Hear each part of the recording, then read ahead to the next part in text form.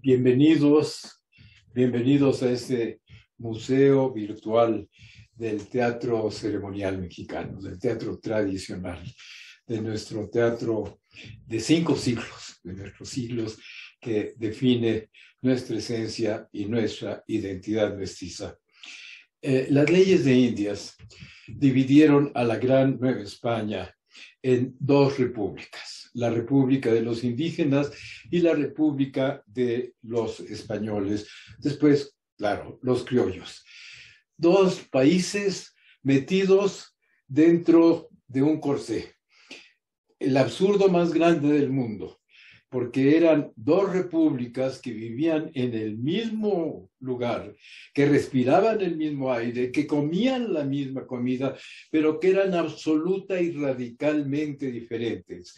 Inclusive tenían leyes diferentes. Los indígenas no podían andar a caballo, no podían tener armas, no podían beber vino, no podían viajar sin permiso del cura, en tanto que los españoles, pues, sí podían hacerlo, por supuesto. Así es que se fueron estableciendo dos realidades paralelas aterradoras. Aterradoras porque la Gran Nueva España se volvió un territorio esquizofrénico y un territorio racista.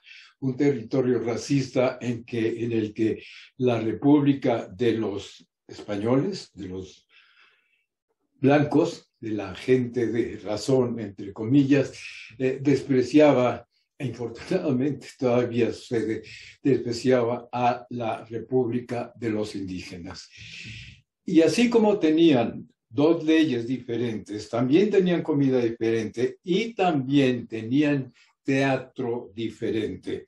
El teatro criollo, el teatro del primero de los españoles y luego de los colonos, pues fue siempre una copia del teatro español, por supuesto, ¿no?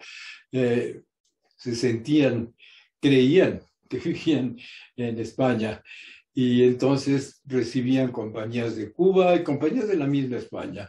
Así es que la historia del teatro criollo mexicano durante 5 siglos es la historia lamentable de una copia, de la copia primero del teatro español, luego del teatro francés, etcétera, etcétera. Y eso lo describe muy bien Rodolfo Usigli y yo no lo voy a tocar en este museo virtual. Pero sí voy a hablar del otro teatro que hemos ignorado durante 500 años. Y voy a hacerlo porque está en peligro de extinción. Este maravilloso nacimiento que ven ustedes a mis espaldas, lo compré hace 50 años en Metepec. Bellísimo, heredero del canon estético de Teotihuacán. Esta estética de Metepec le ha dado la vuelta al mundo. Y sin embargo, un señor presidente municipal un día prohibió, porque se le dio la gana, que se siguiera pintando la cerámica con estos colores de tierra, que porque eran muy vulgarzotes, fue lo que dijo. Y ya en Metepec, la patria de esta maravillosa cerámica, ya no se hace esta cerámica, ya no hay esta cerámica de Metepec. Estas figuras, algunas de ellas rotas, mutiladas porque tienen más de 50 años, son ya joyas rarísimas realmente, que no se pueden conseguir en ninguna parte. Y lo mismo pasa, por ejemplo, con la pastorela de Zapotlanejo, que la verán ustedes en la sección correspondiente. Maravilloso espectáculo que yo tuve la fortuna de grabar hace 25 años y que ya tampoco se hace, desapareció, pues porque las autoridades les parecía que no era el tipo de teatro que se debería hacer en Zapotlanejo, etcétera, etcétera, y acabaron con una verdadera joya cultural única, patrimonio intangible de Jalisco, que la destruyó pues con una serenidad y una tranquilidad terrible. Así es que por eso es que yo he dedicado mi vida entera a tratar primero de conocer, de entender de dónde viene este maravilloso teatro y luego pues vamos a decir las cosas, de salvarlo, de encontrar procedimientos para salvarlo. Y el mejor procedimiento que encontré, pues fue al final de mi vida, este sitio de internet, este museo virtual en el que pues pongo a disposición de ustedes una serie de joyas que son verdaderamente maravillosas. En la primera sala está el modelo de análisis que voy a seguir durante todo el museo, que son 6 elementos. El primer elemento, por ejemplo, es la entidad metafísica, el Dios, que allí hay una enorme discusión desde que llegó Hernán Cortés, qué cosa eran los dioses mesoamericanos, nuestros dioses, los dioses originarios. Yo me niego a usar la palabra prehispánico, porque es usar hispánico para definir a mi país, y mi país es muchísimo más que eso. Y además yo estoy muy agradecido con los españoles que nos heredaron este hermoso idioma en el que estamos hablando. Pero la conquista pasó hace mucho tiempo, y lo que importa ahora es el presente y el futuro. Y para eso es este sitio. El segundo elemento del modelo es el hombre sagrado, el hombre que escucha al Dios, el Chilam maya, el Tonalpouque mexica. El tercer elemento es el espacio sagrado, pues originalmente la pirámide con su momoshli, el juego de pelota, y después, por supuesto, el atrio franciscano, la capilla abierta de segundo nivel, en la actualidad los atrios de las iglesias, ¿no? En tercer lugar, el grupo,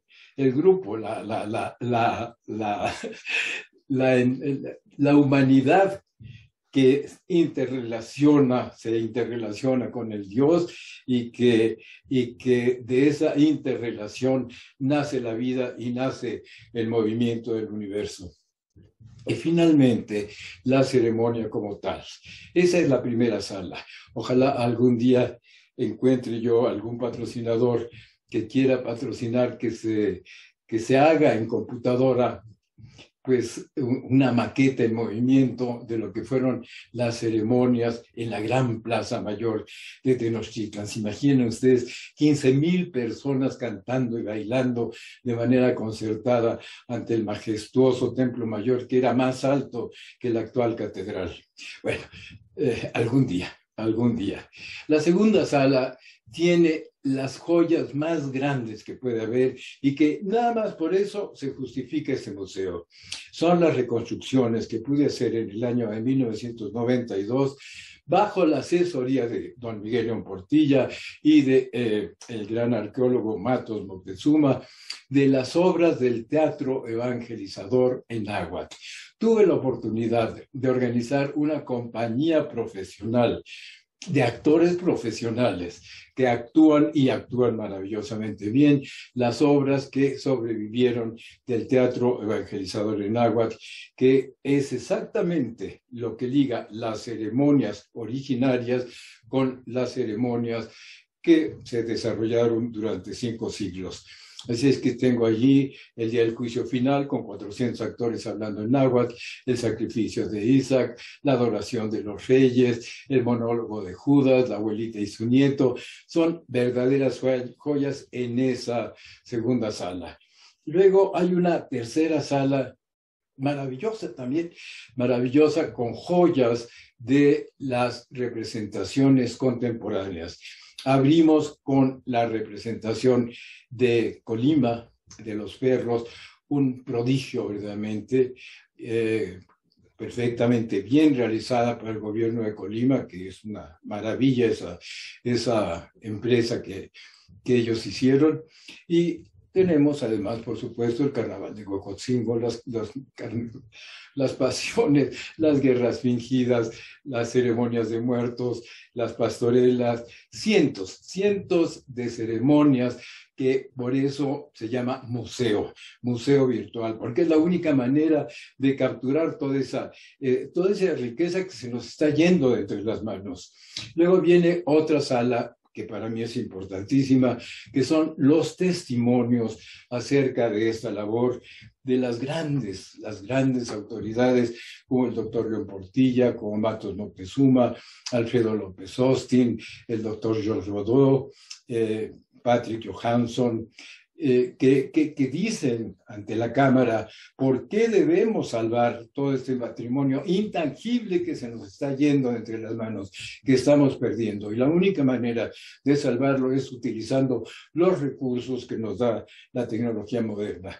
Luego, la siguiente sala son soluciones.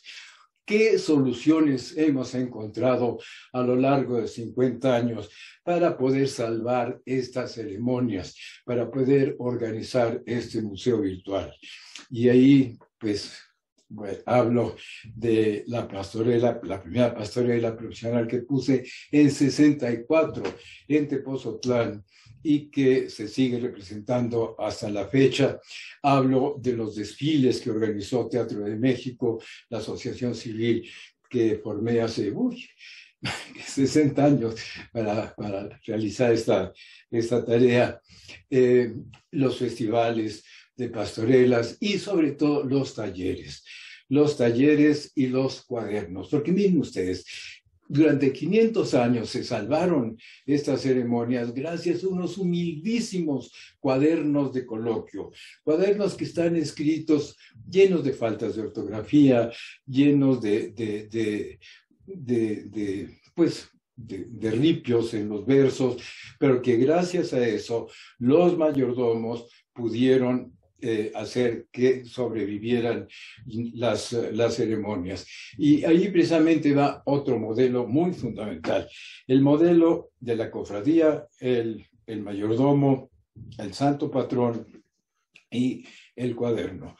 Entonces, gracias a ese modelo han sobrevivido 500 años estas ceremonias, y como recurso para tratar de evitarlo, yo escribí 12 cuadernos de coloquio para el siglo XXI. Cuaderno de las apariciones de la Virgen de Guadalupe, de la Pasión, del Carnaval, de la pastorela, de otra pastorela, de la adoración de los reyes, de la fiesta de muertos, etcétera, etcétera, en la que no solamente pongo el texto que deben decir los actores, sino además también la comida y las recetas de la comida que se debe dar, los altares, porque México tiene altares prodigiosos como este que estamos viendo aquí, precisamente este nacimiento que inventó San Francisco en el siglo XIII y que los mexicanos reinventamos con este colorido fantástico, ¿no? Los altares como el Nacimiento, el altar de Dolores, el altar de Guadalupe, el altar de la Patria que ponen en Puebla, bueno, todo ese material. Y luego las entrevistas con los mayordomos que nos dan su testimonio de por qué hacen este tipo de teatro, a pesar del rechazo de las autoridades, a pesar del desprecio de tanta gente, a pesar de que todavía, y qué indignante resulta realmente, se sigue diciendo en México, ay, es cosa de indios, cuando son las culturas originarias las que nos dan un perfil ante el mundo realmente. Así es que, bueno, pues para eso es este museo virtual, para eso este museo virtual, para guardar todo lo que pude ir juntando. Los cuadernos, tengo una colección de 22 cuadernos de coloquio, las grabaciones que hice durante muchos años, las entrevistas con los grandes especialistas, como el doctor León Portilla, las entrevistas con los humildísimos mayordomos. Así es que todo este caudal es lo que contiene el museo virtual. Pero yo espero que lo que yo dejo en ese museo virtual sea solamente el principio, que con los años se siga enriqueciendo, se sigan logrando mayores grabaciones, se siga haciendo una labor de recuperación de nuestras ceremonias tradicionales, porque esas ceremonias tradicionales son las que nos dan un perfil como mexicanos, son esos intangibles culturales, como estas maravillosas figuras de Metepec que ya no existen. como aquella maravillosa pastorela de Zapotanejo que ya no existe. Y son precisamente esos intangibles culturales los que nos vuelven mexicanos y por los que tenemos que luchar de una manera seria y de una manera sistemática todos nosotros, sin demagogias y con un profundísimo orgullo de esos 3.000 años de cultura de México.